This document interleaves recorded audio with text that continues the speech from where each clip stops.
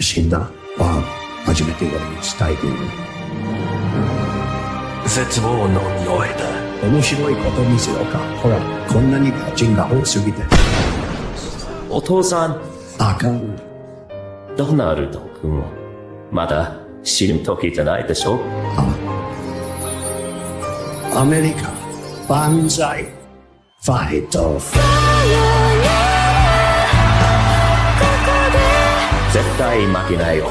ランドトゥライドだね。出ろ。だってまだサンキュー言ってないでしょ。一回も言ってください。おい、仲良くしてね。この世界季節にいけるかな。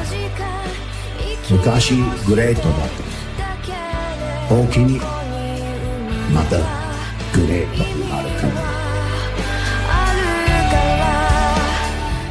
あのさ、有名人なら誰かのマンコ掴んでいいさ。そう。言い話せるで。What's going on, everyone? Welcome in to CobraCast 199. I am your host, Jeremy Prime, Mage, IDOT of Unit 199. Happy to see all of you here on a Thursday. Look at Sam Sung with $100 to start the party. I'm going to be honest. I almost didn't start the stream because the thumbnail was so good to look at that I was kind of like, I might just not start the stream and just leave this up as like a countdown event forever so we can just look at the thumbnail. Because it was a very good thumbnail. I did great work and I deserve a lot of respect. Samsung for $100 says, what an amazing thumbnail. Great personality, perfect figure, beautiful hair, tan skin, peak human physique. No idea who the woman is, though. Young, vibrant man, Donald J. Trump. Very good. Very good. Play on words there, brother. Thank you, Samsung, for $100. Hail to you. Nandy with 5 gifted memberships. Logan with 5 gifted memberships. Thank you guys for the gifted memberships. Really appreciate it. We are going to be stepping up the membership game here on the YouTube side for all Geeks and Gamers channels. So, you guys gift a lot of memberships, and we want to make sure that there's like some good perks with all of these memberships that are out there. So we're working on that right now. So it is a Thursday, and there's a lot to talk about, a lot to discuss. Shadow Saiyan says, Jeremy, you're going to watch the MJ movie. I'm not a big biopic person, but this MJ movie, we got a trailer today. It legit looks really good. And knowing the Jackson family is involved in it, I'm probably going to check it out. I mean, based on that first trailer, I think it looks really good. So, I probably will check it out. I probably will. Zioni says, I hope I'm wrong, but the GOP is fucked in 2026. The Senate refused to end filibuster. Trump's entire term is becoming a total waste. I pray I'm wrong. I don't know if it's a total waste, but we are kind of getting to that phase of where it's starting to feel more and more like Trump's second term is starting to get bogged down by bullshit. And it's like the Democrats couldn't figure out how to bog things down at first, but now they're starting to figure out how to bog things down a little bit. So that is definitely frustrating. I'm sure Trump's going to get it turned around, but it's absolutely a fair criticism. Zihoni says, it sucks because people constantly counter signal Trump, Shapiro on tariff, and Owen Schroyer calling Trump a warmonger president. Yeah, and I think that's definitely an element too. I mean, right now, there is no unification on the right. That's the sad reality of it. I hate it. But there's nothing. I mean, there's nothing you do about it. I mean, Ben Shapiro has always been against Trump. I know he pretended that he's, with Trump, but he's truly not. I mean, Ben Shapiro's truly not. And Owen Schroyer calling Trump a warmonger was absolutely insane. But this is what's going on right now. The right is kind of falling apart, and that's not Trump's fault. Alex Arrowcase says dad is getting a van, so I go to MegaCon hopefully. Hell yeah, man. Keep me posted. If there's anything I can do, Alex, let me know, brother. Let me know. Packing Proton says put the thumbnail back on. Packing Proton says breaking NBC Universal is now exploring a bid to buy Warner Brothers. I did see that. You know, Netflix, it was rumored Netflix was looking at it. Now we got NBC Universal looking at it. I would rather NBC Universal get it than Netflix. So interesting times. Cindy Biscuit says, yesterday you asked about my profile picture. It's my Halloween costume. I was growing up at the mascot. Oh, for Jubilee this year. I got you. The white thing. Let's see. Check it out. There's can I blow that up anymore? Hang on. There we go. That's awesome. Look at that. Good stuff, Zinny Biscuit. Hail to you. The hair is a wig. So is mine. So at least that's the narrative going around on the internet now, is that mine's should I just get a wig and put a wig on and just have like Fabio hair? Should I do that? I'm gonna go. You know what? So I had a call with my YouTube partner manager today, and it's always kind of like they're super nice.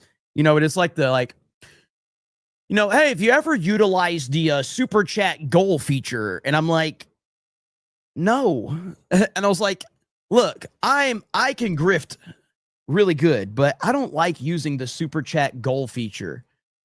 I was like, I you know, it feels a little kind of like on the nose. It's kind of like, yeah, really. But I said, so I might at some point. So maybe I'll use the super chat goal here at some point, but I don't know. Maybe I'll go buy maybe I'll go to Party City or something and buy a wig and start wearing it, like with my hat. So, Darth Gavel says, by all means, escape from New York, but Texas is closed. Crazy Clown Town, or never mind, Shy Guy says, they delayed GTA 6. You think Trump can force them to release it sooner with an executive order? My rule on video games is always be happy if there's a delay, because that means that you're hopefully going to get a complete game. So there you have it. Let's see. Crazy Clown Town says, play the voting clip I tagged you in. Tag me on Twitter. I'll see if I can find it. It's been a long year for $1. Chuck says, I hope you're well, other than that terrible haircut. Anyways, I'm going to see Predator Badlands in a bit. Have you seen it? I haven't. I don't think I'm going to go see it. I don't have any desire to see it. So you know, we'll see. Let's see. Is it Arandai? Is that how we say it? $20 says, love being part of the Wednesday streams. That nice distraction from everything. Only regret is trusting Beardo with how to pronounce my name. Rookie mistake on my part. Hail to my favorite fig and the snake pit. I said hour and high is what I said. I don't know how the hell you pronounce it, so I'm not going to be much better than Beardo. However, that's a great thumbnail picture right there. Great avatar, not thumbnail, but a great avatar. But yeah, I had no idea how to pronounce your name. I screwed it all up too. So I probably screwed it up worse than Beardo. Let's see. Thank you though. I enjoy, the Mario Kart streams with you guys, and I can't wait to do a Battlefield stream. I can't wait. Let's see. Zioni says, have you seen the, Comey daughter try to get Epstein to implicate Trump? I understand, completely why Trump reacted the way he did about Epstein. Yeah, I heard about that. Again, man, Trump is always right. These people are going to constantly go against him, and they look stupid doing it, but Trump is like always right. Okay, so listen, we got to start out with one of our favorite people, and that would be one Sydney Sweeney. That is right, Sydney Sweeney. So Sydney Sweeney, in an interview, was asked about her jeans ad. This ugly bitch that was asking her the question, it makes so much sense. This is clearly someone that's jealous of Sydney Sweeney. And so listen to this nonsense. Listen to this nonsense and watch how our girl handles it. The criticism of the content, which was basically that maybe specifically in this political climate, like white people shouldn't joke about genetic superiority. Like that was kind of like the criticism, broadly speaking. And since you are talking about this, I just wanted to give you an opportunity to talk about that specifically. I think that when I have an issue that I want to speak about, people will hear. Boom. Done. That's it. That's how you handle it. Who the fuck are you to give Sydney Sweeney an opportunity? Such patronizing bullshit. I'm here to give you an opportunity to address. I don't need your opportunity, bitch. I can say whatever I want. I have a massive platform. I'm Sydney Sweeney. Like, what are you talking about? I'm going to give you an opportunity. You're going to give me an opportunity? Who are you? That's what she should have said. Who are you? But Sydney Sweeney handled it perfectly. It's a perfect answer. How you handle the media. This is it right here. And yeah, the look on her face, she's got this look like, who the hell are you? She knew exactly, like, now that you know the context of what happened, now watch it. Sydney Sweeney's face says it perfectly. The criticism of the content, which was basically that maybe specifically in this political climate, like white people shouldn't joke about genetic superiority. Like that was kind of like the criticism, broadly speaking. And since you are talking about this, I just wanted to give you an opportunity to talk about that specifically. I think that when I have an issue that I want to speak about, people will hear.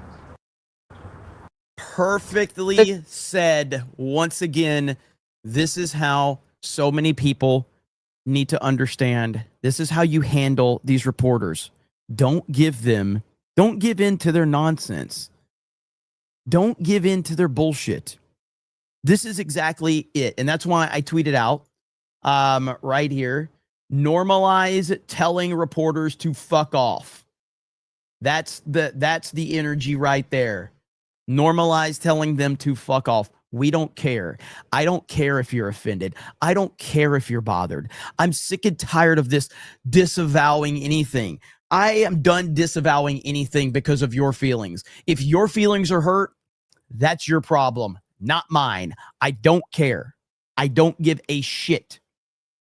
It means absolutely, your feelings mean nothing to me.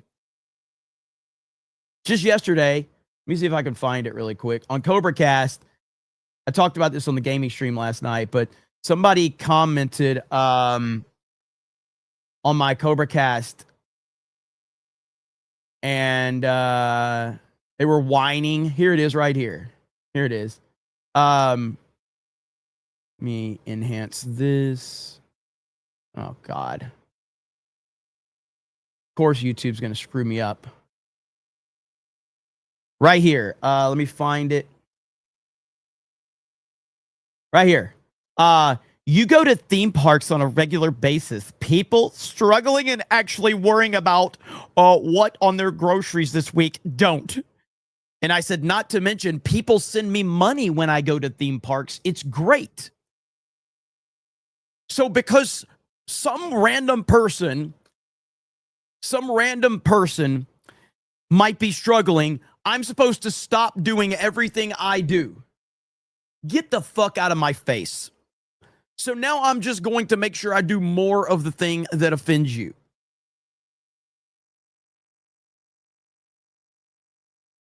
Now I'm going to go to the theme parks even more and make more money. And I'm going to eat all the food. I'm going to eat the best food. It's going to be great. Good Lord, man. These people are idiots. Harley Dave.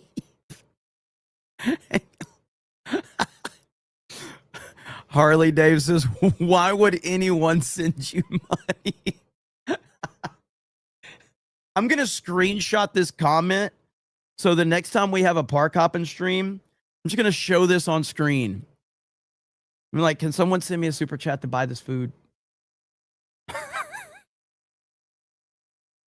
It's just dumb, man. Like, why should I stop doing what I'm doing because why is this person struggling? Is this person struggling because there's a lazy piece of shit and they don't want to get a job? So because someone's a lazy piece of shit and they don't want to get a job, I'm supposed to not do my job? Is that what we're supposed to do here? So I'm supposed to go, oh my gosh, look at this fat piece of shit. It's too lazy to go get a job. So the government handouts have stopped and now they're starving. I guess I should just quit my job too, so I could feel sorry for this lazy piece of shit. Good Lord, man. The hell's wrong with these people? But yeah, so the disavowing game, you know, like, oh, you have to disavow. No, I don't. Nobody has to disavow anything. If you have a problem with something someone said, then take it up with the person that said it or did it. I don't need to apologize on behalf of someone else or because of your hurt feelings based on what someone else said. Bottom line. And we have to move past this. And I'm glad that Sydney Sweeney is setting a standard and a tone that this is how you deal with these idiots. It's a beautiful thing. And just because I'm not even going to grift it today,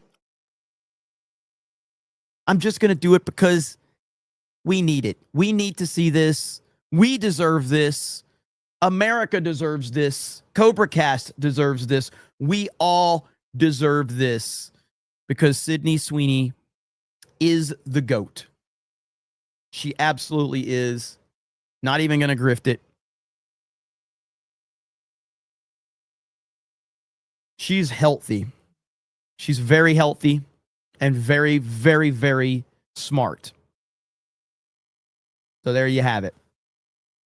Yeah, hail to Sydney Sweeney. Good stuff indeed. All right, where are we at here? Let's see.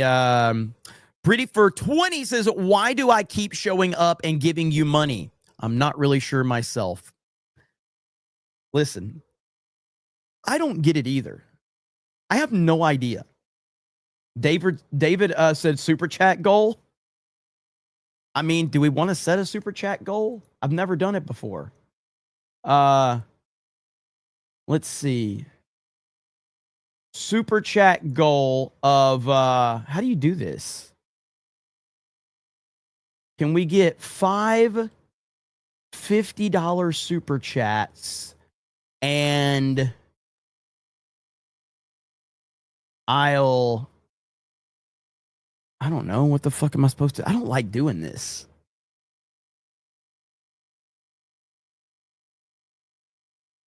I don't know. I don't want to. Fuck it. I'm not doing it. I don't want to set a super chat goal. It feels weird. I feel like I can grift without the super chat goal. I think I can grift without it. So, Miniature Vaughn thinks says turkey leg tax. Hell yeah. That's what I'm talking about. Thank you so much. Okay, more to get to. Don't forget, tomorrow's the last day you can order one of these 4 items from Ripison. You got the CobraCast t-shirt, you got the Geeks and Gamers Online Original, you got the I.199, and you've got the Geeks and Gamers hat. They go away tomorrow at midnight. Go over to Ripison pinned post. You can go check it out. Yeah, hopefully I'll see a bunch of you at MegaCon rocking these. I'm still trying to pin everything down for MegaCon. I've been in contact with my my people there, so hopefully we will get that done. We shall see. Okay. Expert grifter doesn't need that crutch. Tommy says I only give you money because Israel pays me to. Okay, so we do have this to talk about. And listen, I know you guys are probably gonna be sad about this. I hate to be the person that brings the negativity around here. I don't like bringing negativity. I don't like talking about negative stuff on the internet. That's just not my thing. I've always been a very positive, content creator. I think people that push negativity are the worst people in the world. I am only here to push positivity, but I have a sad story for all of you. And I hate to be the person that does it, but, and I know you're all going to be sad too. But ladies and gentlemen, the end of an era. Nancy Pelosi has retired. I have truly loved serving as your voice in Congress, and I've always honored the song of St. Francis. Lord, make me an instrument of thy peace, the anthem of our city.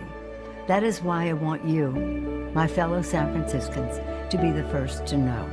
I will not be seeking re-election to Congress. And that video posted to X moments ago, Nancy Pelosi announcing she will not seek re-election. Peter Ducey is live at the White House. He's got exclusive first reaction from the president. These two have tangled a bit in the past, Peter. Yes, and I just chatted with President Trump about this breaking news that Nancy Pelosi will be leaving Washington. He tells me the following, and this is a quote. The retirement of Nancy Pelosi is a great thing for America. She was evil, corrupt, and only focused on bad things for our country. She was rapidly losing control of her party, and it was never coming back. I'm very honored. She impeached me twice and failed miserably twice. Nancy Pelosi is a highly overrated politician. And so that is the first. Bro, Trump is him. He is him. Like, he's so good. Like, you got all of these clowns. You got all of these clowns being like, it's such a sad day for her. She's been such a wonderful person. And Trump's like, nope. And I got the audio and the video. Here we go. This is him saying it. Thank you, press. Thank you, press. Nancy Pelosi. Nancy Pelosi's retirement. I think she's an evil woman. I'm glad she's retiring. I think she did the country a great service by retiring. I think she was a tremendous liability for the country. And on Dick Cheney. I thought she was an evil woman who did a poor job, who cost the country a lot in damages and in reputation. I thought she was terrible. Thank you very much. Thank you, everybody. I thought she was terrible. Thank you very much. What an absolute Chad, dude. He just does not mess around at all. And so, yeah, it's pretty fantastic. Word, but definitely not the last word from President Trump about this, because about 90 minutes from right now, we do expect to see him in the Oval Office. The two of them, of course, throughout his entire first term, had historic battles, whether it was over funding, whether it was over his impeachment. The two of them did not get along at all, but like many historic figures here in Washington, President Trump will outlast her here in town. Back And to you have to wonder if there are more older Democrats that are going to follow suit, especially after Tuesday's results. They want change in the Democratic Party. Thank you so much. And here with more is Mary Catherine Ham, Fox News contributor. I mentioned earlier, she, in her own right, a pioneering woman who, born in 1940, Evil. her dad was a congressman, Evil. also served as mayor of Baltimore, public service. And here's the difference right here. Here's the difference. Here's how Marjorie Taylor Greene says it right here. I will praise Nancy Pelosi. She had an incredible career for her party.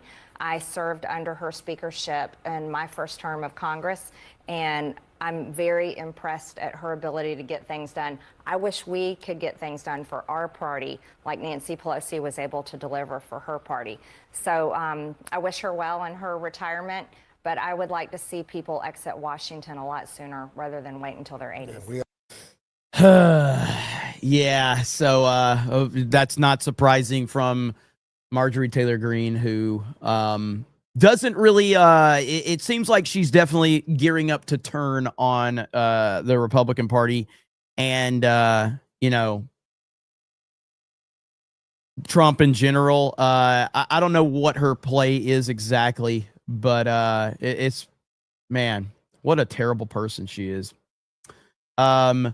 Now, this one right here, I guess people are making a big deal of this with Trump, and let's see if I could find it right here. So there was today we had this guy that was in the Oval Office with during a speech with Trump, and he fell down. And of course, all the people that hate Trump are making this big deal over it, and they're crying and whining because of Trump's reaction to the moment. I'm having trouble finding it right now. I know this is it, but Trump just stands there, and then he this is the moment right here. that it happened, but there's a longer version of it that I can't find. And Trump just turns around and stands and just is like, he truly doesn't care what the media says. He just doesn't care. And I think that he does these things just to troll them. So like right here is the moment that's got everybody triggered where the guy's like, I think that's memed a little bit, but that's Trump standing there. So you go back to this. You okay? Gordon, you okay? Guy falls down. Yeah. And then Trump is standing there, and then he just turns to the cameras and does he just stands there like, we'll figure it out. It's like, I hope the dude's okay, obviously. I think this is the video right here. Here we go. Let's see. You okay? Gordon, you okay?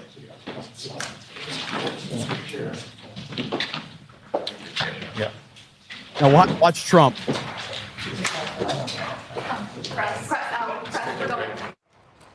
We're going to break away for just a moment as the White House. Right at that last second, Trump turns, and they're all so upset about Trump turning. And it's like, dude, he's not a doctor. He's not going to pretend to be a doctor. And you guys want him to be this evil person. So this is all they have on Trump, is to find Trump, stand there while there's a medical emergency going on, and they're just screeching and crying. It's just, these people are broken, dude. Like, what is he supposed to do? And so this is them going, I told you he was evil. Look at him stand there. It's like, oh my God, man, you guys are broken. Like, they're absolutely broken. And this is all they have. This is all they have. And it's just, I've seen like massively viral tweets of them crying about Trump standing there. And it's like, if he would have gotten involved, then you would have been like, he's not a doctor. What is he doing getting involved? You know? Okay, this is it right here. This is the full video, I believe.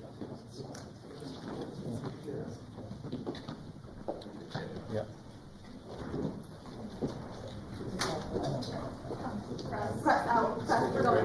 Thank you, press. Cameras, we're done rolling.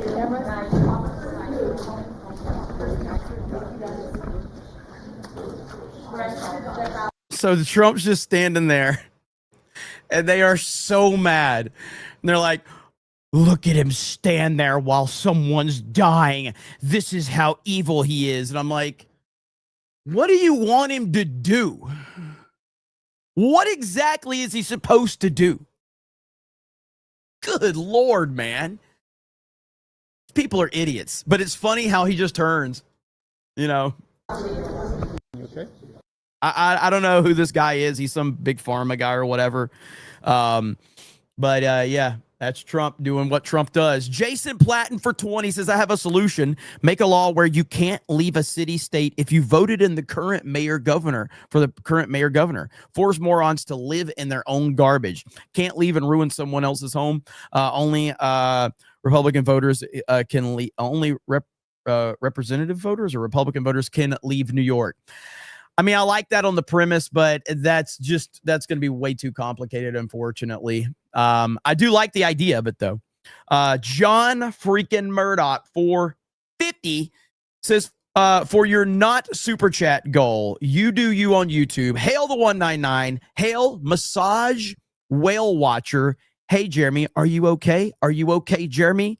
Happy Jessica. Look at there. Thank you, John freaking Murdoch. Yeah, no super chat goal tonight. By the way, I am playing finally. I've dusted off the gaming channel.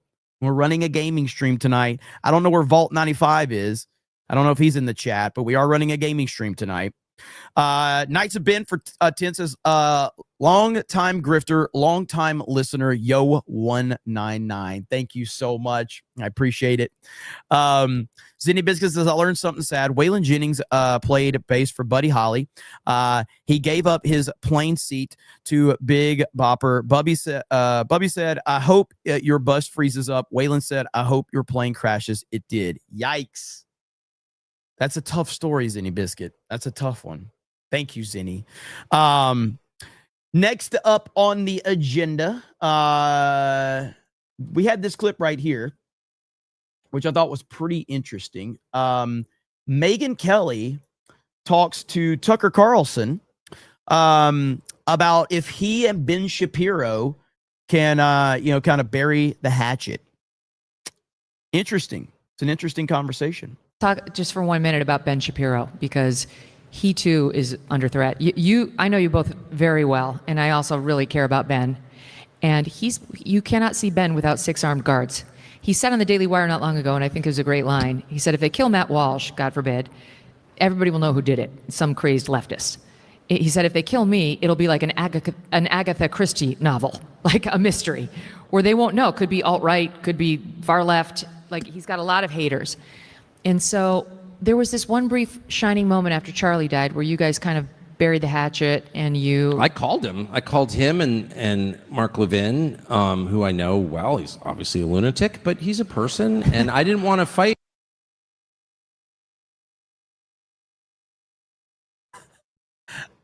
It's pretty funny. It's pretty funny. That's got Trump energy right there. Obviously a lunatic, but he's a person, and I didn't want to fight. Well, yeah, obviously is, but I didn't want to fight with him at all. And I said to both of them, I called them the day after or 2 days after Charlie was killed from my backyard because I was really thinking about it and praying about it. And I was like, we agree on a lot, actually. And I'm not that interested in the topic of Israel. I'd be so glad never to hear the name again. I mean, I would be so glad. I would never mention it again. I'm not for more forever wars. Let's just stop that pressure, and I'll never mention it again. I'll never think about it again. You obviously care about it much more than I do. That's fine. But take that off the table, and we agree on a lot. So let's, not attack each other. And they didn't abide by those terms, but that's fine. They were under no Mark obligation. Levin was literally attacking you within days of that. I remember when you had that conversation. We talked about fine. it. Within days. That's fine. I don't care what He's Mark... also out there calling me an anti-Semite. I don't even know what I know at least what the accusations against you are. I have no idea what I did. Is anyone thinking through the damage this is doing, like downstream? I don't think that Levin, again, there are things that Levin says that I agree with completely. Okay, I but hate Mark Levin, enough about him, because he's truly, Mark Levin, you're like, oh, Mark Levin's angry again. What a shock. But is there any way that you and Ben Shapiro can actually find your way to détente? I'm not against Ben. I don't think that once you... I don't think there's a way for someone like Tucker to coexist with Ben Shapiro, because Ben Shapiro plays identity politics. That's the problem with Ben Shapiro. Ben Shapiro plays identity politics just as bad as the left does. That's the issue with him. And so I don't see any way that Shapiro and Tucker can get along without Tucker bending the knee completely for what Ben Shapiro wants him to say. Shapiro, he did like a 40-minute thing yesterday calling me dangerous and all this stuff. It's like, I didn't watch it because why? But I got a lot of texts about it, and it's like, I don't think Ben Shapiro is driving a lot of this stuff. I don't consider him like the world's greatest force for evil. I don't feel that way at all. I don't actually think about him ever. So I'm not attacking him. I saw him at Charlie's memorial service backstage. It was totally nice, and he looked a little uncomfortable, but I wasn't uncomfortable. I'm like a lunatic. I was like prattling on and telling obscene jokes and all this stuff, and he was totally nice. A little appalled, but nice. And so I don't want to have a war with Ben Shapiro. I don't know does he really think that me doing an interview in which I explained that anti-Semitism is wrong to one of the lead purveyors of anti-Semitism, that that's somehow... I love this comment right here. Is that you, Beardo? Like, Christ is king, but you literally say F all the rest. A very Christ-like, word there. Like, what? Like, even I find that disrespectful. Like, well, and I find nothing disrespectful. And even I find that disrespectful. Like, what? Okay. Makes me a Nazi? Like, what is the argument here? I'm going to ask him tomorrow night. No, but I don't even understand what the argument is. All I know is that the right, and I've been on the right since before Ben was born, is acting like the left in such an amazingly precise way that I'm like, what the hell is going on? And I tell you this, I'm against that. I was against it when the left did it. I'm against censorship. I'm against identity politics, no matter who does it, period. Because that violates my principles, and I'll never be on board with that. I don't care if my own kids run for office. If they engage in censorship and identity politics, I'm out. If it's all about their tribe, if this is about whose ever tribe, we're done. This has to be about. I am 100% like when it comes down to like Ben Shapiro or Tucker Carlson. I will be on Tucker Carlson's side all day, every day. I'm kind of at the point where whatever side Ben Shapiro's on, I'm going to be on the opposite side of it, because I think Ben Shapiro is completely controlled, and Ben Shapiro will absolutely stab you in the back and throw you under the bus, drive the bus over you, and then back up and drive over you again if he sees the need to. Our common Americanness, we're all American citizens, and if our politics is not about that, it can't continue, period.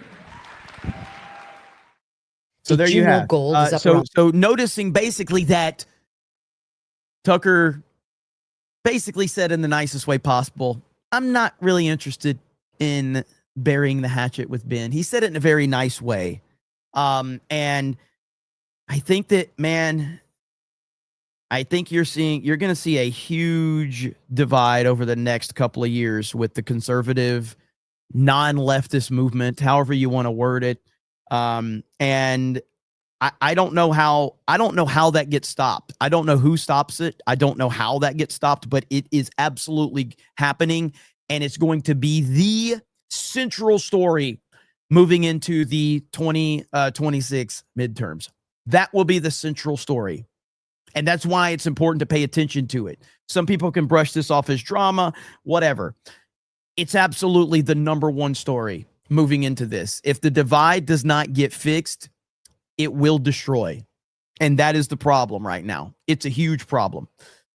And so between, you know, the Tucker side, the Shapiro, you've got the Fuentes dynamic, you've got, you know, this Turning Point stuff, you got the Candace Owens stuff. It's all over the place right now, man. It really is kind of crazy. So I don't know what the answer is, but it's worth paying attention to. Absolutely. Let's see here. Where are we at? Let me catch us up. We got Zihoni says, I got that one. Random commentator says, did you see the Halo composer Marty O'Donnell also wrote the We Are the Flintstones kids ad jingle? I didn't know that.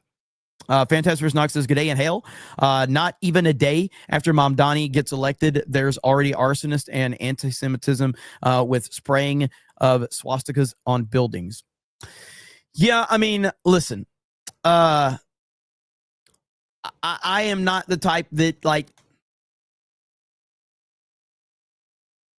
I kind of feel like people that are spray painting things on buildings like that are probably people that are not actually moving with that narrative. It's people that want you to believe that that narrative is out there. That's my way of looking. It's just like, remember when LeBron James had the story about somebody spray painted the N-word on the wall outside of his house, and then as soon as the police wanted to investigate it, his team cleaned it up before the police could investigate it. So they got to build the, oh my gosh, racists have come after us narrative, but when the investigation happened, they didn't want the cops to look any further into it. And so, and I'm not saying that that stuff doesn't happen. I'm just saying that more often than not, it's just someone trying to make you believe that there's this narrative out there when it's not as widespread as they're trying to make it, you know, make you believe. So, you know, yes, a lot of false flags. I agree, Rob. We'll see.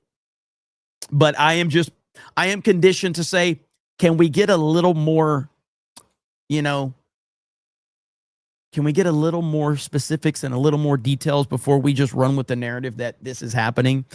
It's been a long year since I challenged you to WCW Nitro N64. I got Benoit. Phil becomes a new member. Thank you. Zalta Patriox says, sent you some fat JD Vance memes to your Twitter inbox. F. Mamdani and the white lib chicks that elected him. Ministry of Wrong Things says, I watched the Liberal Hive Mind video a bit ago. Things aren't exactly looking great for Trump. Supreme Court tariff case as we thought. Thoughts on it? If it's an L, I've seen some stories about it.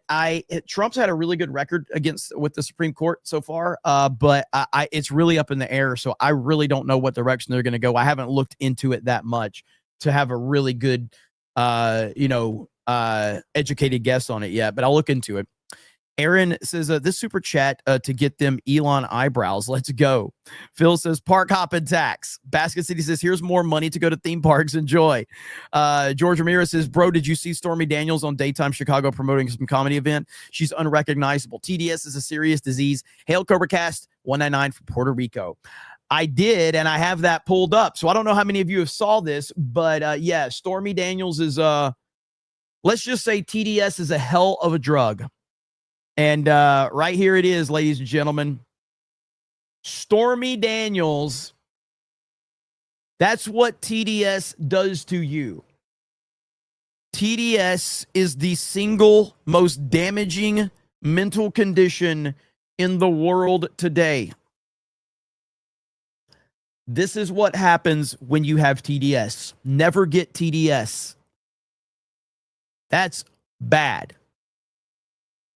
So the wall is undefeated. Yeah. TDS equals buffet, says Candyman. Oh, man. Rough. Marmillis is the dumbest side of all this. Libertarians celebrating this and going, see, shouldn't have poked fun of us. They agree 98% with conservatives, but pearl clutch that 2% so badly like left retards. We agree completely, Marmillin. As I've said, I think libertarians are the most retarded people out there, along with the anti-Israel crowd. Rye the guy says, I watched Ben Shapiro's video addressing Tucker, and to me, Ben came off like a bitter teenage girl whose friend talked to the boy they liked without asking for permission. Yeah, and that's the sad thing. I mean, like Ben Shapiro is the most prominent conservative voice in media, individual voice in media. He just is. He's bigger than Crowder. He's bigger than Tucker. He's bigger than anybody, really. I mean, I guess Benny Johnson is starting to rival him in some ways, but Ben Shapiro he's still bigger than anybody. And that to me is the biggest problem right now, is that Ben Shapiro is the biggest voice in independent conservative media. And he has been terrible for that. He's been awful. And that's why the rise of Nick Fuentes has been so funny, because Ben Shapiro single-handedly tried to silence this kid back when he was in high school. And all these years later, he's going to be rivaling Ben Shapiro pretty soon. And I hope that should show people that deplatforming is not the answer. However, people like Mark Levin are still calling for people like Tucker Carlson to be deplatformed. Alex Jones is another one. You try to deplatform Alex Jones. What happened? You made Alex Jones bigger than he's ever been. It doesn't work. Candace is number one worldwide now. Candace is a gimmick. And Candace has always been big, but now because of her insanity that she's out there pushing, she's getting so much traction, but it's not sustainable. I mean, just the other day, Candace Owens accused a college kid of being like involved with the murder of Charlie Kirk, and it completely backfired on her. I'll see if I can find it really quick. She's kind of like, I mean, I know she knows what she's doing. Like I've said 100 times, she's smart, but it's crazy. Like right here, this is what Candace did the other day. Let's see here. Right. Refresh this. Did she delete it? Okay, so right here, this person's like 92 degrees and sunny, reminds me of the umbrella man at the JFK assassination. So they've got this kid right here, okay, in a green hoodie. Candace Owens retweets it and says, here's a clearer photo for you. Ooh, Detective Candace Owens is on the case, everybody. Ooh, this guy must have had something to do with it. The person right here responds, hey guys, this is me. My teammate and I were just on campus to get food and stop by the event. We always wear silly stuff like that. Sorry, guys.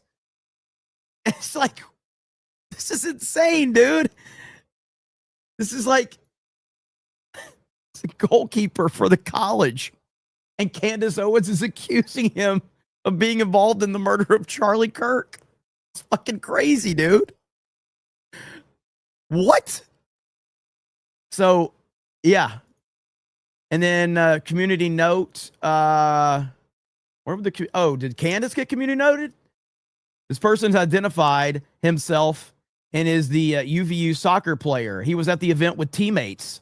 They were wearing sweaters representing the soccer team. Other teammates have also commented confirming this. But Detective Candace Owens is on the case, everybody. It's crazy. And the crazy thing is there's people out there, they're eating this up and they believe every word of it. They believe everything she's saying. It's amazing. Hey, I've already said it, man. Don't hate the player, hate the game. So if Candace can find enough people to buy into her bullshit, more power to her. And right now, she's found so many people to believe her bullshit. So I'm not hating. Keep doing what you got to do, man. If people are going to eat it up, then so be it. People need to, counter it or show, a opposite side. But it's a wild world we're living in right now, man. Somebody said I'll hate on your behalf. The internet's a wild place right now. Hector says Mummy 4 teaser with Brendan and Rachel dropped. Yeah, I saw that. I didn't see it, but I saw that it dropped. Jay Hamilton says, how much do you want to bet that Pelosi knows Trump is about to indict her? I don't know. Guess we'll see. Rob says, what are your thoughts on Orion's psychotic rant about the plus-size park hoppers video? Not Ryan's take, the fact that anyone would show their video to a wider audience. I mean, I don't know much about them. I mean, if you can get an audience and they have an audience, more power to them. And that's the thing about the internet is almost anybody can find an audience talking about anything if you're somewhat decent at it. And so I don't know his particular rant, though. I didn't hear his rant.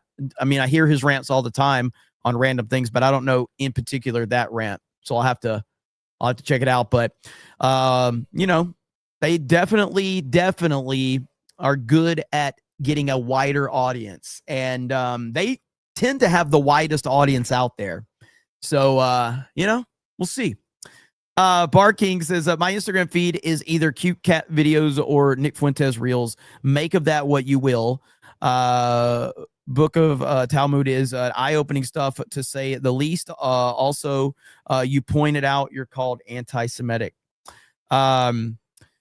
Yeah, he's dominating the internet right now. Sean Living Life says Ben Shapiro may be one of the biggest voices in conservatism, but Ben Shapiro of destroying college kids is not the Ben of today. He is quickly becoming more out of touch than Matt Walsh. Yeah, it's weird because I try not to get caught up because we often, it's just the nature of the internet. We kind of get caught up in our little world that we're in. Our particular algorithm feeds us what we're interested in, and we tend to have very much tunnel vision. And there's a lot of I try to have perspective beyond exactly what I believe or what I am following or whatever. I try to have perspective beyond that. I have trouble with figuring out what it is about Ben that makes him so popular, because I don't see his popularity. I understand why he got popular, but I don't understand why he stays popular with how much we've seen from him over the years. I don't get it. It doesn't make sense to me. But it's different because, like I said, I know why he got popular. Whereas somebody like Hassan, I don't know how Hassan got popular, and I don't know how he stays popular. I don't get that one at all. Matt Frog says, imagine playing with Candace in Among Us. She'd throw worse than Beardo, accusing everyone. Yes, she would.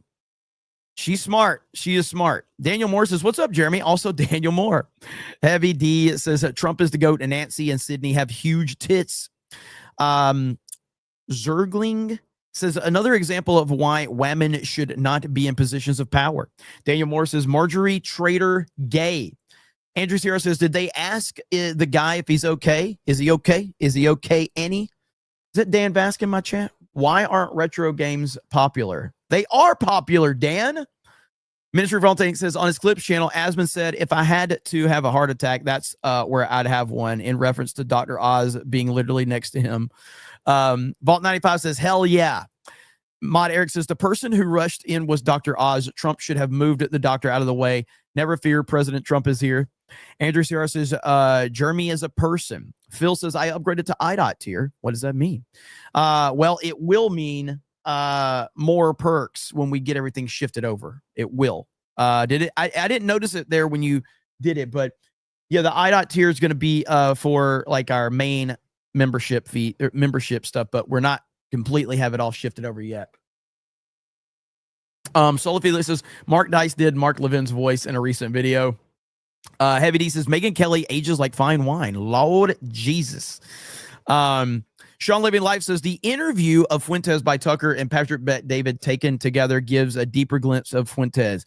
He's an aggrieved weirdo with a chip on his shoulder who has a simmering for women. You got big words in there that I can't read.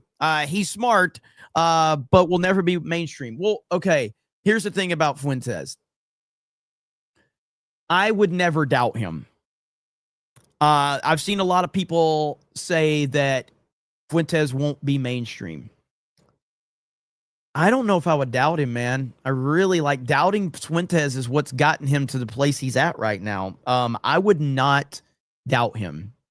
Again, I'm not a fan, but I think that I do have the ability to step beyond my own opinion on things and say, even if I'm not a fan, I see what why he's popular. I see his communication skills. I see his ability to communicate. And he's saying things that no one else is willing to say. And I just wouldn't doubt him. And right now he's on fire and he's more popular than he's ever been. And he knows how to leverage that to his advantage. So I don't know. I wouldn't doubt him at all. So, but I hear you on that. I do. I think he's better when he's not in his own setting. When he's in someone else's setting, I think he's far better.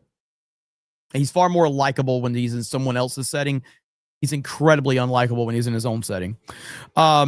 Creature Guide says, this is why everyone needs animal time, a break from the craziness that we all love so much. And yes, I'm referring to politics. Well, thank you for the $20. Appreciate that. Hail to you. You guys said Trump is live. Didn't he have like a dinner or something like that he was attending? I'm probably not going to cover it, but let me see if I can. Let's see what my notifications say. I'm sure like right side is covering it probably, right? They usually are. With trade and other things being in the Abraham Accords, and we're expanding it a little bit. When a few of these countries come in, that's a great expansion, and these are very substantial countries. So we consider that a great honor. It was brought to our attention that they wanted to do that, and we think that's great. So it's really an expansion of the Abraham Accords, okay? Hi, Mr. Yeah, please, President. go ahead. Yes, thank you so much for your time, sir, on these important issues. I wanted to hear if you have an update on the Russian oil sanctions. We're seeing reports that the exports are way down. So how do you think that could affect the war in Ukraine, the United States' interests, and your partners here tonight, too? Well, I can say that the exports from Russia are way down. We just like to see an end to the war. We'd love to see an end to that war. So many people are being killed. A lot of Russian soldiers are being killed. So we think at some point they're going to get very smart and they're going to do that. So, yeah, the Russian exports are substantially down. What is your Trump doctrine on foreign policy, is in particular related to South and Central Asia and China? Well, look, we had a tremendous meeting, as you know, with President Xi in China.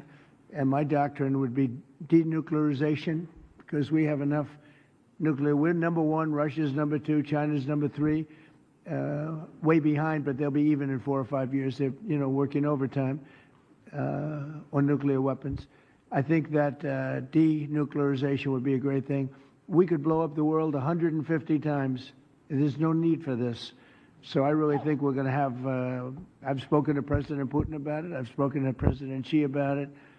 And everybody would like to spend all of that money on other things, people that really, things that can benefit people now.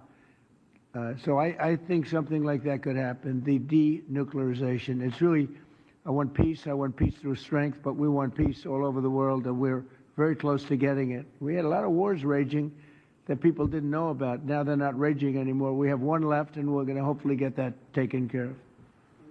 Yes, sir, go ahead. Do you have an update on how soon that international stability force may be on the ground in Gaza? Very soon. It's going to be very soon. And Gaza's working out very well. And you haven't been hearing too much about problems. And I'll tell you, we've had countries that have volunteered. If there's a problem with Hamas, as an example, or a problem with anything, but they volunteered to, on a single basis, go in and take care of it. We have very powerful countries in this coalition. And it's not, this is because I've heard some of the press saying, well, it's a very tentative, or it's not tentative. This is a very strong peace. This is peace in the Middle East. Hamas is a very small part of it, very, very small part. And if they don't do as they said, if they don't behave, then they've got themselves a big problem, a really big problem like they've never had. But so far, it seems to be working out very well. But that's a very small part of what we're talking about. That's a part of Gaza. You're going to have a very, I think we can say, Marco, we have a very strong peace. This is a strong peace. We have many countries involved in the Middle East. Essentially, these countries are all involved. They want to see peace in the Middle East. And Marco, what would you say about that? No, I think that's right, Mr. President, and you deserve a tremendous amount of credit for making that possible. And now I think the only reason why it's going to continue to happen is because of the President's role in this. So there's work being done at the United Nations now to come up with a resolution that creates the framework internationally. I cannot stop complimenting Marco Rubio. He's been fantastic. He's been amazing. Can come aboard, but they need this UN mandate in order to be able to do it. And we've made a lot of progress over the last few days. And Jared Kushner and Steve Woodcock have been working very hard on that. And today was a good day on that front. Okay. Yeah, go ahead, please. Fox. Will you discuss the Abraham Accords when you meet with the president of Syria? Well, we're going to meet, and I think he's doing a very good job. It's a tough neighborhood, and he's a tough guy. But I got along with him very well, and a lot of progress has been made with Syria.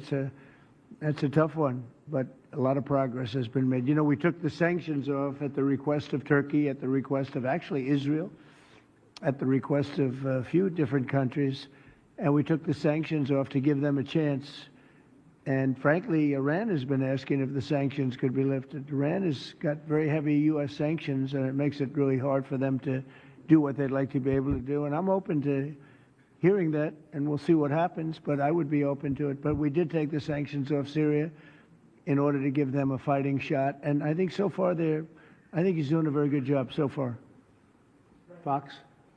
President, a federal judge said tonight that the administration has to fully fund SNAP. It's the latest in the back and forth, and the Justice Department said they're going to appeal it. What's your message to folks as they work this out in the courts and in Congress as we're heading into Thanksgiving? You want to go with it?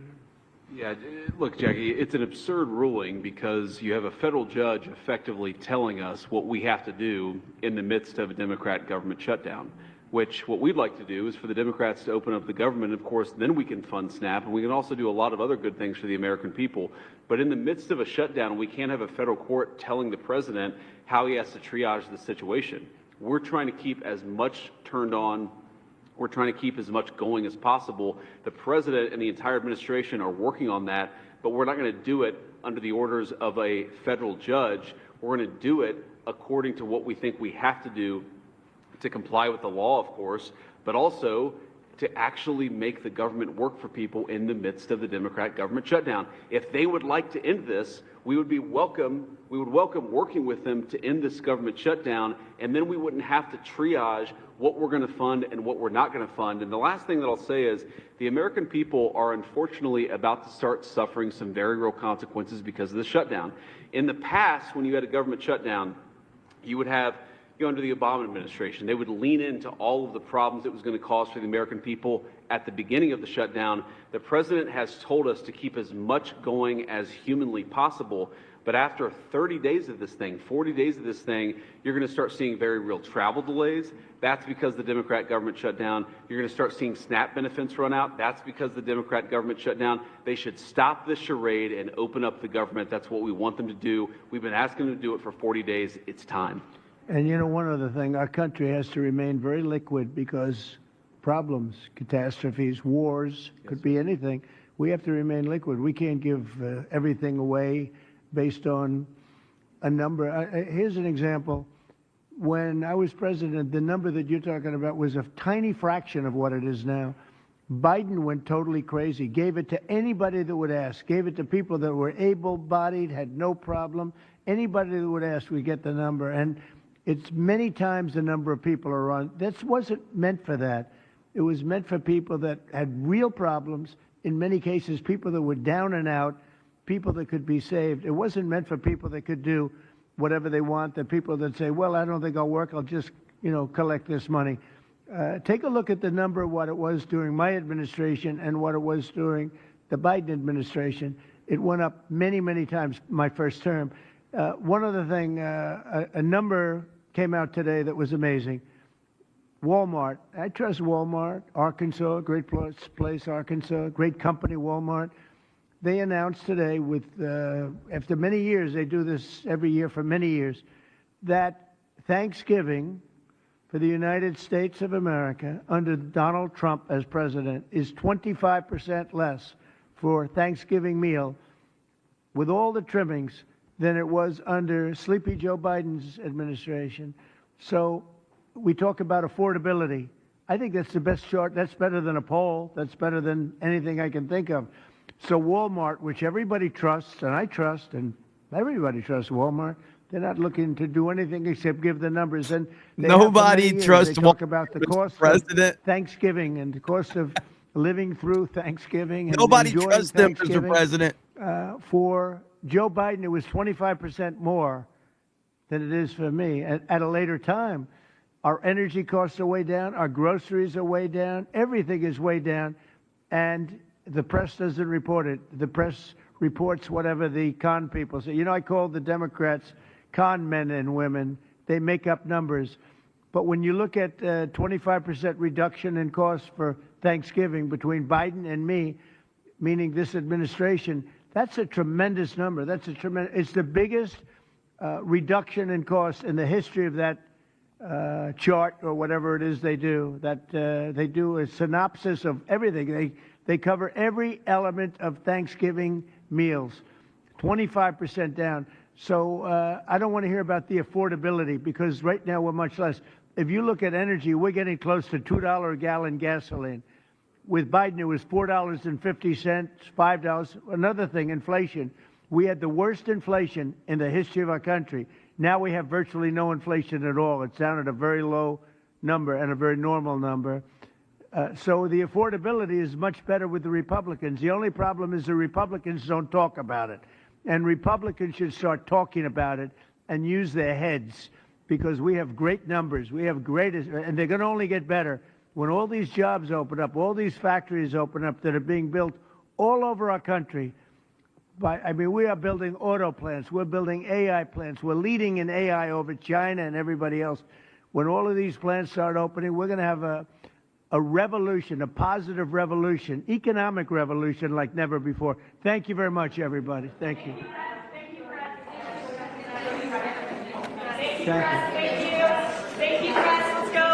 There you have it. I will say this. That's an accurate statement right there from MathBlade. Walmart has such good parking. That I agree with. But I do not agree with President Trump that everybody loves and trusts Walmart. I don't agree with that one at all. But they do have good parking. They do generally have good parking. But yeah. All right. So there was President Trump right there. I got to show you guys this really quick. This is earlier. If you follow me on Twitter, you would have seen it. But Collider posted this right here. We know when the first Avengers Doomsday trailer will arrive. Exclusive. This is an exclusive from Collider, everyone. Well, that sounds really, really important, doesn't it? This was posted today, an exclusive from Collider. Except geeksandgamers.com had that reported on October 25th. Thank you very much.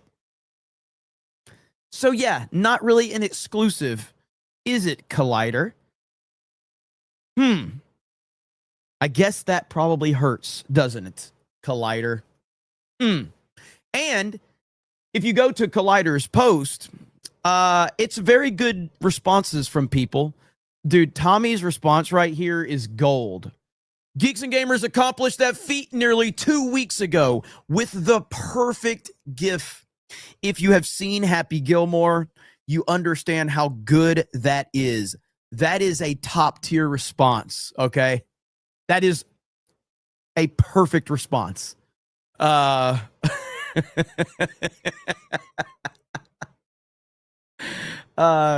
Exclusive, huh? Yeah. Exclusive, like they're just getting roasted. There's Gary, Marvin, Jonas, X-Wing. That's it's really good. So hey man, whatever works for you there, Collider. If you want to, but yeah, right here, that's from geeksgamers.com and Marvin talking to Gary.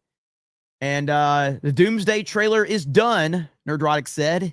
It's long. It will focus on Doom, showing he's a bigger threat than Thanos. I was told it could be attached to Avatar. There you have it. So, geeksandgamers.com crushing it. Shout out to Marvin and the crew over there. But yeah, you guys have to go to geeksandgamers.com. We got good stuff over there. In fact, we actually have we have an article on Eric July getting roasted because Ripa actually accidentally went live, and he didn't know he was live. He thought he was recording a video, but he was actually live on all of his channels. And so I told him, man, I was like, we're gonna roast you for that one, brother. Like we're gonna have to roast you on that one. It was good stuff. It was good. It's still up on his channel. He knew he had to take the lumps. He had to take it. So it's good stuff right there. Camera's on the whole time, huh? It was funny though. It was good stuff. Where are we at? Let's see. Daniel says he doesn't care about Israel, but brings up Qatar propagandists to talk about Israel on every episode of his show. By the way, Tucker despises Trump 2021. Yeah, I know Tucker said that. I know that. The Good White says, would you, Candace Owens? Yeah. Eric says, did that lady eat Stormy Daniels? TJ says, are you BSing us right now? That's really Stormy Daniels. According to those videos, or according to the images, everybody's talking about it. So I'm just giving you what the people were posting about. Miniature Rome thing says, I thought Ursula died at the end of Little Mermaid. Daniel Moore says, Candace says dinosaur, space, and globe is fake. Ministry of Home thinks says literally everyone who was at the TPUSA Charlie speech is a suspect on board with 20 red strings, according to Candace followers. Sorry, not sorry. Blue Eyed Scorpio says, speaking of weird popularity, same with Nerdrotic. Have you seen his Batman trailer reaction? How does he have 35,000 subs? Marks says Trump is live. Storm Shadow says Shapiro VPN ad reads equals Jeremy's complaining about Rumble. I haven't even complained about Rumbles in this entire stream. I have not complained about Rumble. I have not said one thing about Rumble, and now your super chat is going to make me complain about Rumble. I'm not falling for it. I'll only do it for a $50 super chat to complain about Rumble. Null Face says, I fantasize about Sydney Sweeney giving me the same withering stare that she gives to journalists for me forgetting to take out the trash. MAGA Cracker Mike says, Fuentes is a highly intelligent person that has some really good points, but says some incredibly dumb shit that makes it difficult to support him. Yeah, pretty much. Sean Living Life says, wait, there's an IDOT tier? Oh, what's the IDOT's at? Barking says, Nick is what you get when you off Charlie Kirk. He's a necessary evil, in my opinion. They didn't tolerate the moderate one. Why should you tolerate him? Yeah, I mean, it's when someone can overcome everything he's overcome with all the cancellation he's faced to rise up to the popularity level he's at. Don't underestimate that person. That's my take on it. Barking says, also, my girlfriend was watching Gossip Girls today, and I saw Jared Kushner and Ivanka Trump make a cameo. What the F? 2000s were weird. Ivanka is a smoke show. Zachary says, Marco, JD, and Tom Homan are by far Trump's best picks. I doubted Vance and Rubio. Man, was I wrong. You and me both. George Barmy says Trump's going to work retail at Walmart. Andrew Sierra says Jeremy will super chats be 25% off for Thanksgiving. River Miles says 5 pounds of great value potato tax. Peter says taking out his ass on Walmart. I don't get it. Talking out of his ass on Walmart. I don't get it. Listen, with Trump is like if something positive is said about him or his administration, Trump will then build a good narrative around it. That's just how he operates. Daniel says, do you like hot sauce? If so, how hot? I don't like hot sauce. Daniel Moore says, it won't let me type this in Dono. Check my chats. I'm looking, but I don't see anything. We don't like Walmart now. I mean, I don't have a problem with Walmart, but when Trump said everybody trusts Walmart and everybody loves Walmart, that's where I was like, no, they don't. Mr. President, no, they don't. A says MTG and Robert Barnes have been giving valid criticism regarding 2026 if Republicans MAGA don't deliver on better grocery prices and no foreign war involvement. Is it Karen G? Karang? I'm not sure. Identity politics is here to stay. America first. America only is an identity. Like it or not, bro. Yeah, I don't know. I don't really understand that standpoint, but I mean, look, if that's how you want to believe, that's how you want to believe. I can't stop you. Nulls says Candace just doesn't want them putting chemicals in the water that turn the freaking frogs gay. Green says, hey, did you know Jeremy used to work retail? I did. I could share some retail stories with all of you if you would like. But not right now. I got to complain about Rumble right now. Just kidding. But hey, don't forget, we're not going anywhere. I'm not ending yet, but don't forget, you only got less than a day now. Less than a day. Geeks and Gamers fans, this one's for you. Rep your fandom with our brand new merch drop featuring limited edition shirts and an all new hat that's built for true IDOTs. These won't last long, so grab yours now at ripasend.com before they're gone. Hail the 199. Link is in the description. Let's freaking go. All right. Listen, if this is a real video, this is Stormy Daniels. If this isn't AI, this is it right here. All that defines me. And the best part about when the people come in, the hecklers or the trolls, is they sit there and they don't get any of that until the end. My favorite part of the show is, of course, I do my set and I talk about everything from my time in my other industry to being a mom, to horses, to, yes, political stuff. But the best part is when people come in tonight, they will get a note card and a pen.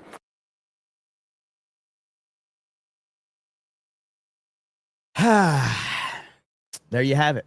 There you have it. That's Stormy Daniels. So apparently it's real. Apparently it is real. And it is pretty terrifying. So, yes, sir. Right here, the speech that we were just watching, he said he called President Trump the president of the world. Esteemed Mr. Trump, we highly value your personal contribution to reboot process of C5+1. Before that, none of the presidents of United States of America never treated Central Asia as you do. Me personally and all my colleagues are grateful to you. We felt your close attention, your attitude, and it means a lot for us. Thank you very much for that. In reality, indeed, I'd like to repeat myself. I've told you that already. In Uzbekistan, we call you the president of the world. You've done a lot. You were able to stop 8 wars, and I'm sure that 9, including the console wars, which I wish he would not have stopped. I'm convinced that the war between Russia and Ukraine can be only stopped by you, and we are very much hopeful for that. Cue the meltdowns, because you know they're going to be mad about that. You know they're going to be upset about it. Now, I'll be honest with you.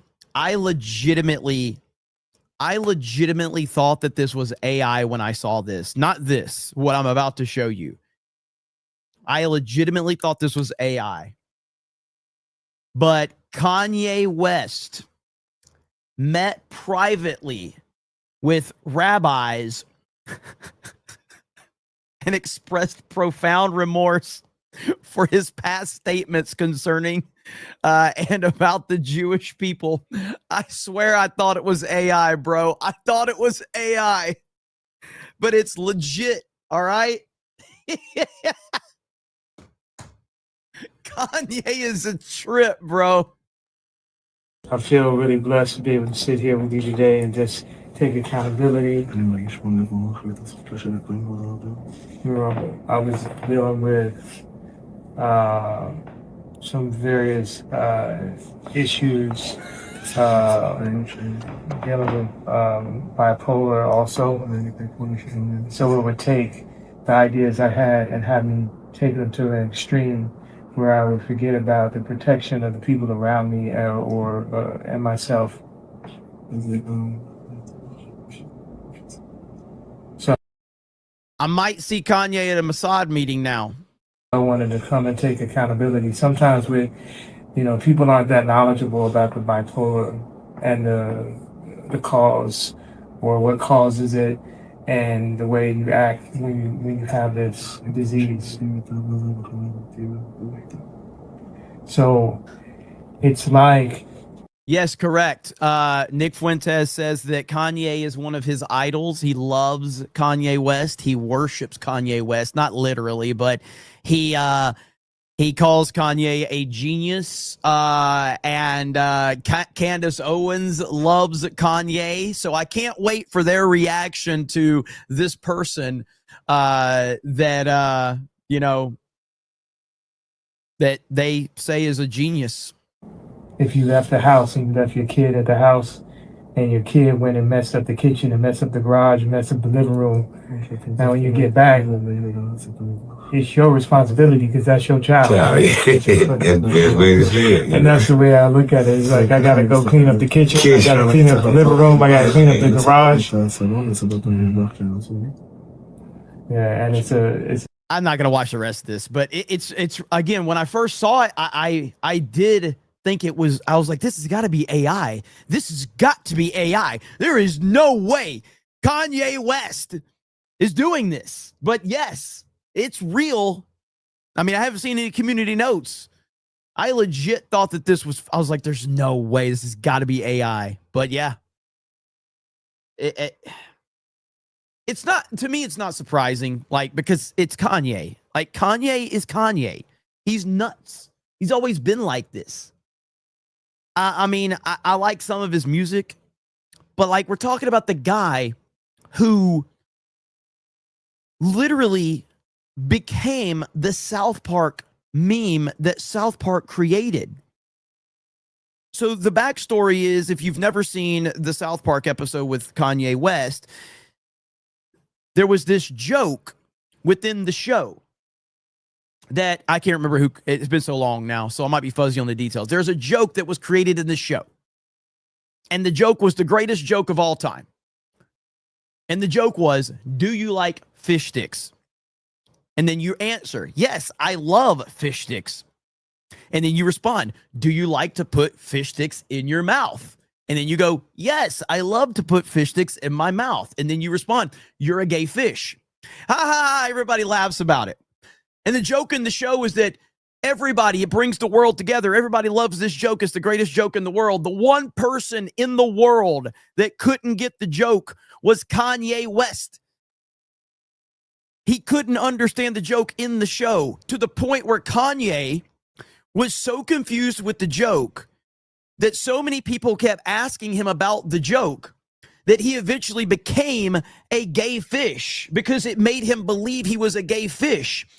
In real life, Kanye couldn't understand the gay fish joke. It's amazing. Like, you can't write this shit. You can't make this shit up. So in real life, Kanye could not understand the gay fish joke. It's amazing.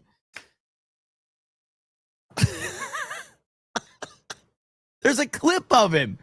There's a clip of him talking about being a gay fish, like in real life. Hang on. Kanye gay fish.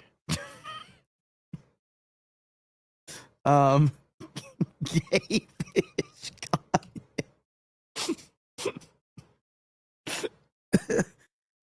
Like, is this it? All right, here it is. The title of the video is Kanye misunderstands the fish stick joke. The most racist thing a person could tell me is that I'm supposed to choose something based on my race. If that was the case, I wouldn't have never wore a pink polo.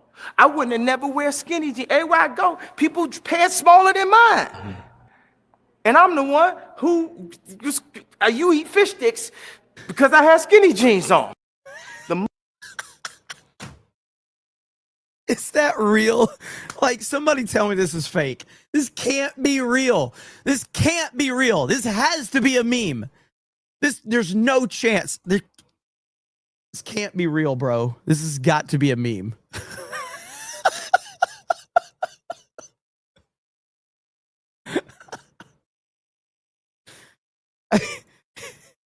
You eat fish sticks because I have skinny jeans on. The most.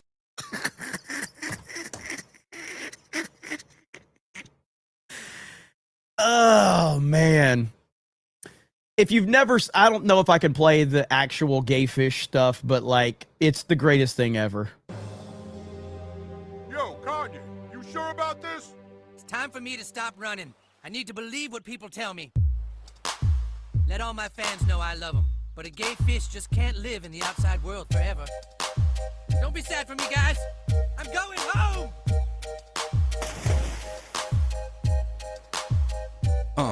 Come on. I've been so lonely, girl. I've been so sad and down. Couldn't understand why haters joked around. I wanted to be free with other creatures like me. And now I got my wish. Cause I know that I'm a gay fish.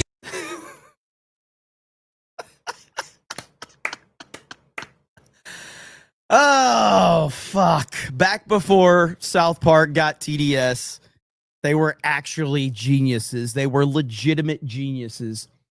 So, yeah, this doesn't surprise me that Kanye West is now like, this is what he does, man.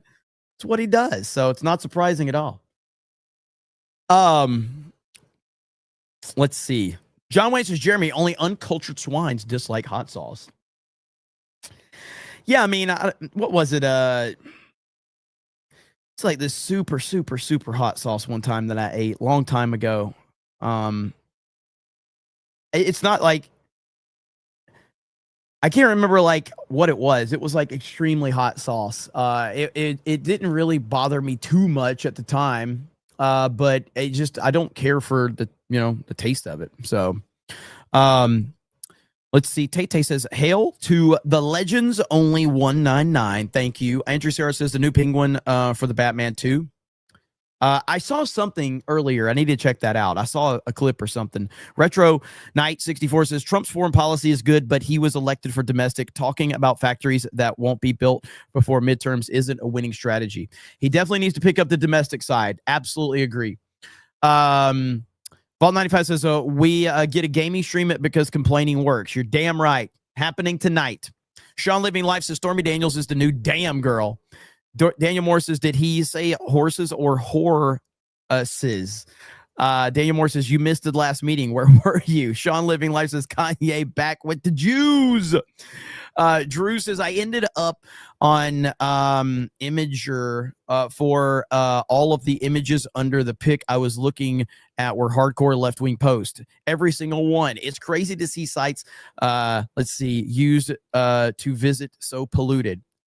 Jeremy Gay, as usual.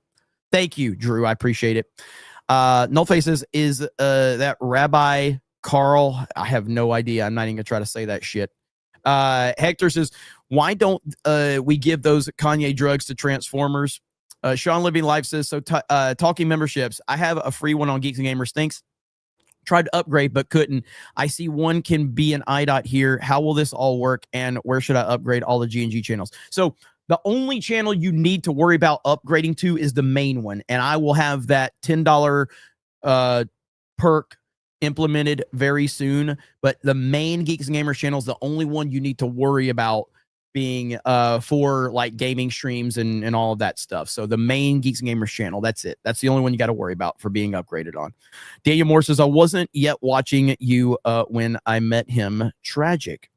Timothy says, my biggest criticism on Trump is he needs to work on messaging regarding the economy. Just saying things are great is the failed Biden strategy. He's definitely like Trump's going to have to focus in on a domestic leading into the 2026 midterms. There's no doubt about that. Like I listen, I appreciate that he has ended so many foreign wars and he's ended so many conflicts. As a, massive Trump supporter myself, I'm just going to say it. I'm done giving a fuck. I don't give a fuck about anybody else now. I'm done with it. You've proven yourself, Trump. You can put fires out all around the world. Guess what? More fires are going to start because that's the nature of what happens in these foreign countries. Stop worrying about it. Stop putting our resources into it. Stop putting your time into it. Stop focusing on it. Focus on America. That's what I care about.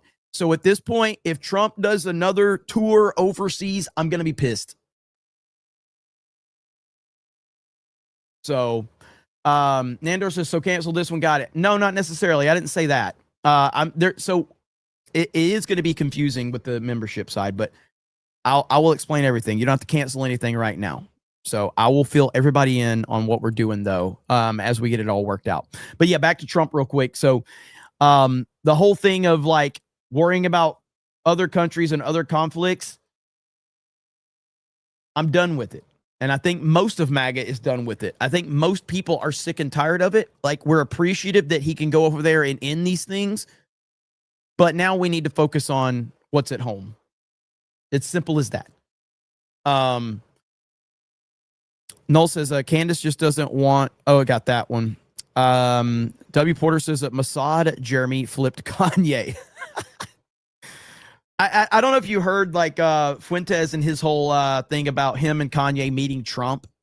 It was actually pretty funny to hear that whole meeting about him and Trump and Kanye. Let's see. So Nick Fuentes, Tucker Carlson. I think it was on Tucker's show where he talked about it.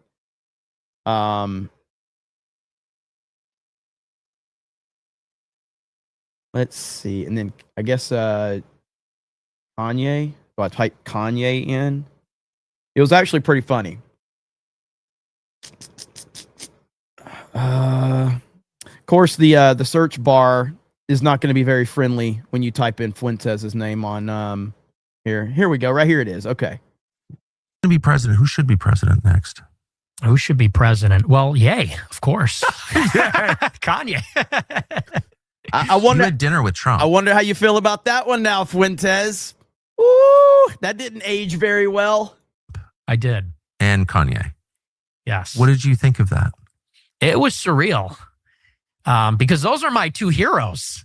Those are my two like number one heroes of all time. I've always.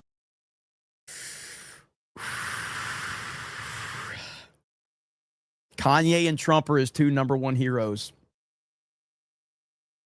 This Kanye right here. This Kanye. Always been a Kanye West fan. You like the music first? Yes. The music, the fashion, everything. Really? Yes. Do you wear those weird one-piece shoes? I do. You actually do? Oh, yeah, absolutely. Like in public? Yes. You don't think that's cool? I don't know what I think. I'll get you some. I've worn the same clothes since high school. Don't ask me about clothes. I'm not good at that at all. That's hilarious. So you've always been a fan. Oh, and yeah, then huge fan. You described your love for Trump, like sincere childhood love for Trump. So what was it like to find yourself at dinner with them? It was funny because it was literally Thanksgiving dinner. It was 3 days before Thanksgiving. So not only was it dinner, but I'm having Thanksgiving dinner with Ye and Trump at the same table. And these are like my heroes. And, the way that it went was sort of interesting. Ye is sort of shy. He deeply admires Trump. He loves Trump. And I like that about him because Ye really admires anybody that's an industrialist. He loves builders, visionaries, architects. He's very into that. Dude, Kanye's crazy. He's legitimately crazy. Simple as that. So he has a deep regard for Trump.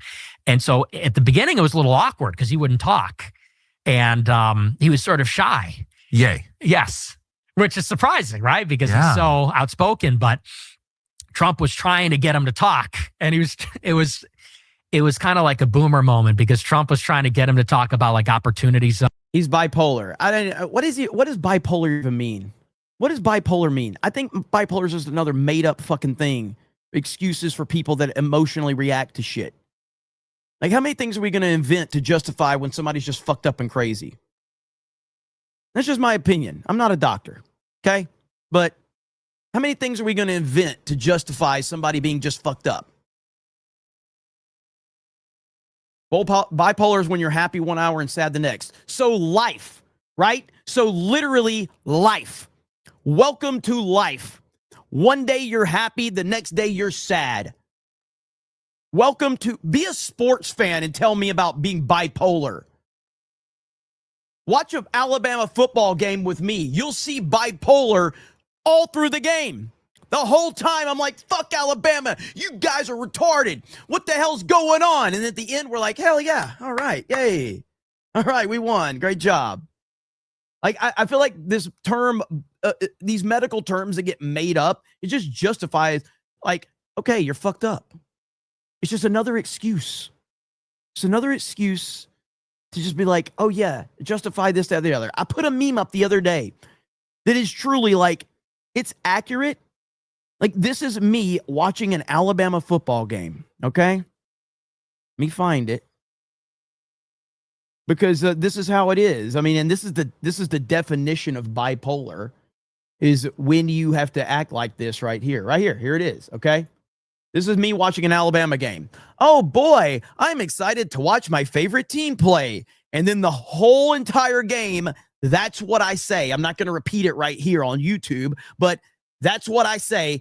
And then we win. I'm like, oh, yay, we won. Great job.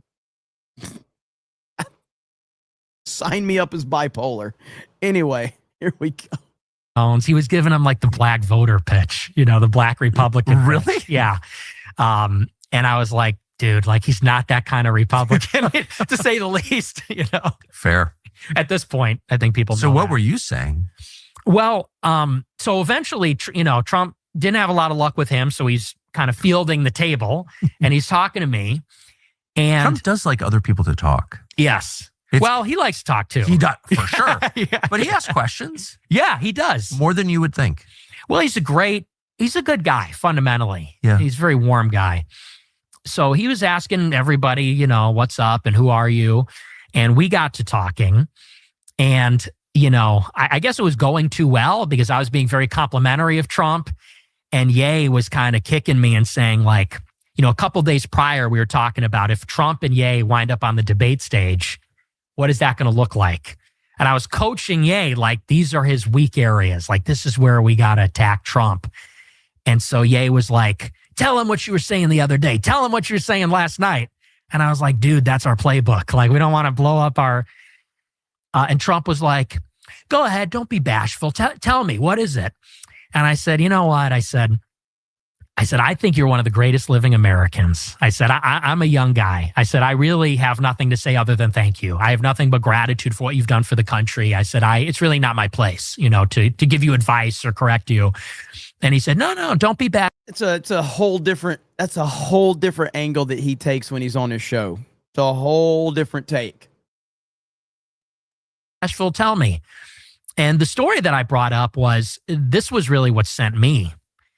In the first Fox News debate in 2015, in the Republican primary, yes, Bret Baier, the first question said, raise your hand if you will not pledge to support the eventual nominee. Yes. And Trump raised his hand because that's what he was saying. He said, you know, if I don't win, I'll run independent and I'll make Republicans lose. And so I brought that up and I told that story and I said, you know, I feel like what was inspiring in 2016 is that you were willing to let the Republican establishment lose. Like, you were serious about blowing them up, such that you are not going to say, like Pat Buchanan, who I respect, but Sam Francis acknowledged that was one of his great mistakes, was ultimately endorsing Bush. I said, it showed you were serious. You were playing to win. Because you said, I will let this Republican... There's a point here that I think that everybody will appreciate here, because Trump gets a phone call, according to Nick. Trump gets a phone call during this dinner, and he is tipped off that he was basically set up. And you got to hear that part. So here we go. Party crash and burn. I want to run as the Republican, but if I can't, I'll run independent. I said, and that's how I knew you were serious. And that's how I knew you were the guy. I said, and I feel like lately, this was right after Ronna McDaniel became the head of the RNC again. I was like, I feel like lately you're just behind all these people. I said, we're not here for Kevin McCarthy. We're not here for Ronna McDaniel or Mitch McConnell. I said, we are here for you. Like, we will die for you. We are loyal to you. I said, and when you did that, that showed you could win, and we rallied. I said, so I want to see more like that. I want to see you hit DeSantis, let's say, who is running against him.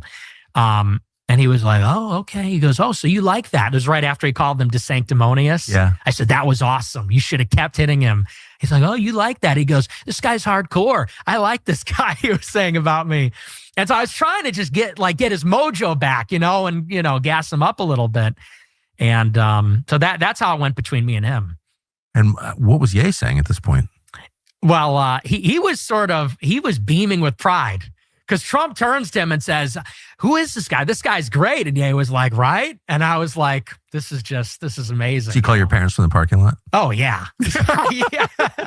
You'll never believe. Yeah. Last question. Where is all of this going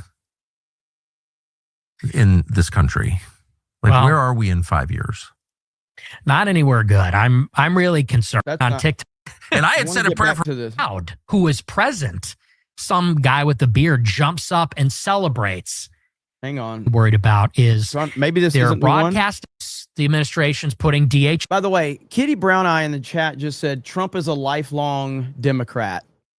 Why do people say dumb shit that, like, do you do any research before you repeat stuff, or do you just repeat what you hear on social media? When you say Trump is a lifelong Democrat. So when did Trump become a Republican? Please tell me. I would love for you to inform me when Trump became a Republican if he's a lifelong Democrat. I would love for you to tell me that.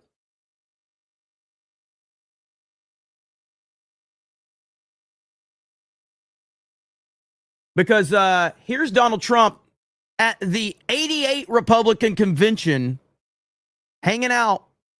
But he's a lifelong Democrat. He's a lifelong Democrat. He just hangs out at Republican conventions as a celebrity. There's your lifelong Democrat at a 1988 Republican convention. Like, fucking hell, man. People do no research online anymore. They just repeat what they are hearing. They do zero research. Yeah, because every Democrat hangs out at the Republican convention. Donald Trump, exactly. Donald Trump is a lifelong businessman. Donald Trump has said, I got along with everybody. I got along with everybody. That was his job, to be a businessman, to get along with everybody. Simple as that. I can't find it here. So I thought this was the interview where Nick talked about it, but the bottom line is this dinner with Fuentes and Kanye, Trump gets a phone call, and he's basically tipped off that this is all like a setup. And Trump chastises both of them. He goes off on both of them, Kanye and Nick Fuentes and whoever the other person was that was there. And I wish I could find the clip of where they're talking about it, but Trump like just dresses them down big time from what Fuentes said, which is absolutely awesome. I wish we have audio of that to hear Trump like just go off on them. That would have been absolute good. No, Milo, Fuentes says Milo wasn't at the dinner. He says Milo was not there. So it was Kanye, him, and somebody else, but it wasn't Milo. I thought it was Milo too. Zach says, I've heard Nick tell that story too. Yeah. So, but I thought this was the one, but I guess that I was wrong about that. But anyway, it's interesting to say the least. So again, you're going to be hearing that guy's name a lot, whether you like it or not. So, but Kanye doing this, I'm going to be very interested to see how this one is, how the narrative is twisted with this one from a lot of Kanye's defenders. Oh, that's what it was. Yes, Kanye accidentally texted the wrong person. So according to Fuentes, Kanye was trying to text Nick Fuentes, I think, and he texted the wrong. Kanye texted the wrong person in his phone, which ended up being a mutual of his and Trump's. That person called Trump and said, bro, apparently you're sitting at a dinner right now with a couple people that are setting you up. That's the most Kanye West story ever. Drew says, it's kind of funny to see Trump going from saying the USA is not the world police to now pretty much bragging the USA is the most effective world police. Beck says, bipolar is a chemical imbalance in the brain and it's 100% real. My ex-wife has it and she's effing crazy and needs medicine to be normal when you're around her. Well, I mean, to be fair, I would classify every woman as bipolar if that's the standard. So that means every woman is bipolar. So, that would be my, again, I'm not a doctor. So, but based on my experience, if that's the case for it, then that means every woman's got it.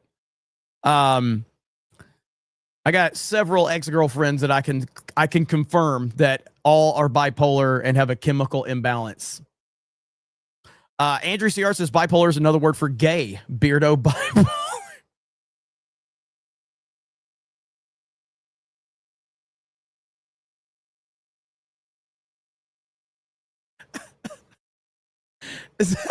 Is that going to be the new one now? Sean Living Life says, all right, with Trump as president and the world and Kanye with the Jews back, good. Can we get a quick turnaround, please? Ministry of Wrong Thing says, remember when erratic emotions was called women? TVZTQ says, bipolar means being between two minds, as in whether I take medical advice from the Gmail man. Joe Bit says, Dems use their gut, Republicans use their minds. And with that, we're at the end. I got to get ready for my gaming stream. So if you guys want to hang out with me, I'm playing with Jay, Beardo, and somebody else can be joining us. Not sure who yet. So we're going to be playing Fortnite, the Simpsons chapter over on my D-Day Cobra Gaming channel. So make sure you're tuned in over there. I do appreciate it. This was a fun stream, and we got to cover several things. Make sure you subscribe to D-Day Cobra 2 for a lot of the clips that get uploaded from the streams if you missed them at any point in time. Less than a full day, or we still got a little over a day, I'm sorry. A little less than 2 days for the merch. So go over there, check it out. Let's get a good amount sold between now and tomorrow night at midnight. I hope you guys enjoy your stuff. You'll be getting it very soon. Other than that, thank you so much. I really do appreciate it. I hope you have a good day. Nandor says, I'll try to be funny with my super chats next time, Jeremy. No problem, brother. All right, guys, have a good evening. This will raid the gaming stream. So if you want to hang out in the chat over there, we'll be live in about 15 minutes. And I'll see you guys and gals over there. Have a good evening. We'll talk to all of you later. Bye, everyone.